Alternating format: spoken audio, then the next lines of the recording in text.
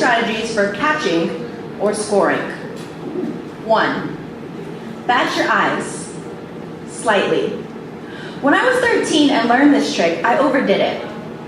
I smiled, bat my teenage eyes, and the hot server noticed. And smiled. And so I did it again. And again. And then it was like I was possessed and following him incessantly around the room with my eyes, the poor guy just trying to do his job and me batting, but by the expression on his horrified face, apparently losing my appeal exponentially with every flutter. And finally he threw his hands in the air and was like, what? But it really can work. It took a little time, but I fucking learned to rock that flutter a decade later. I mean, I'm not trying to brag, but I'm like a magician with my eyes. My friends and I were at the Page one night, picking guys to pick up. I don't know, San Francisco guys just don't approach me enough. Well, unless they're 23, which was cool when I was 23. So Clara picked a tiny red plaid guy, and I picked his green plaid friend. We perched on the banister, discussing who would make the big move and who would get to reap the benefits of being a friend interested in his friend. But before trying to talk to him, I stepped up to bat. You know how people can tell when you're staring at the back of their head for really long? Yeah, so there's that creep factor again, but you just have to be careful. Once you've got him to turn around, don't be all weird and try to pretend you weren't looking at him. Of course you were looking at him, and if you're trying to pretend you weren't, you're just gonna seem awkward. So look. He feels me searing his head with my hot glance and turns around to meet my gaze, whereupon which I make eye contact, smile, and turn immediately around to Clara to continue our conversation. That's it. Done. Swear he walked up to me and introduced himself. Try it. Clara got Little Red's number, and me and Green Plaid went on 3 dates. On the second date, he took me to meet his friends. On the third date, he asked me to be his girlfriend. But by this time, he still had only fingered my pantyhose. I decided he was gay. Gay boys like to experiment with me. According to Facebook, he recently moved to Southern California and bought a house with his girlfriend. Apparently, I'm just a little bit of a whore. 2, anticipate what he's throwing out.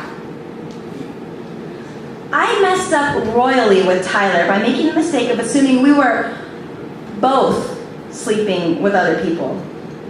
His ego was hurt, but I figured, no.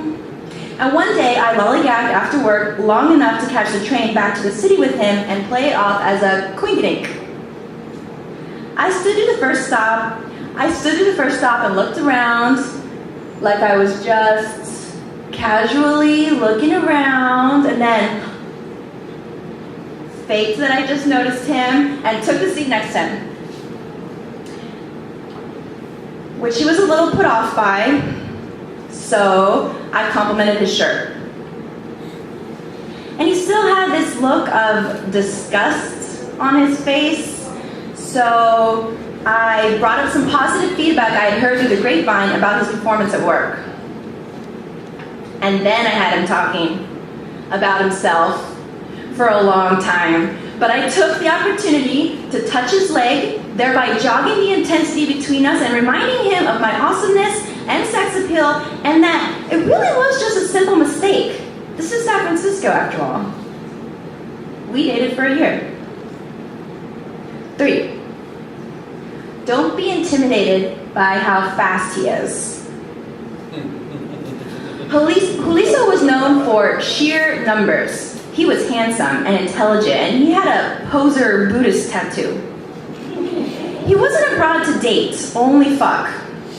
I actually was in a similar boat and wanted to know it, so naked in his room one day I said, listen, I've been meaning to tell you, I don't want a boyfriend. So just wear a condom and you can do whatever you want. I really won't mind. Actually, I'd even be curious. Oh, we can have a conquest contest. The winner gets to pick something new to try and the other person can't say no. He laughed. He was excited, but he didn't believe me. Okay. I'm not kidding. Yeah, okay, he said. Try me. He raised his eyebrows and I could hear his recent Berkeley graduate brain churning liberalness and hippiness and women over in his head. Okay. I slept with another girl. He noticed my unmoved expression and continued. In this bed. I responded slowly, giving him time to add something surprising, just in case it came. Yeah? What? He said. And then I thought, oh, he's trying to tell me that he's actually kind of prudish and only pretends to be a whore for show. So I said, oh, do you mean just one? No. I laughed, confused. Oh, sorry. He looked at me, astonished and a bit agitated.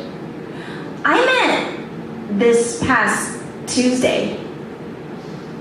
Oh, I smiled, offered, that boy, like a cheer.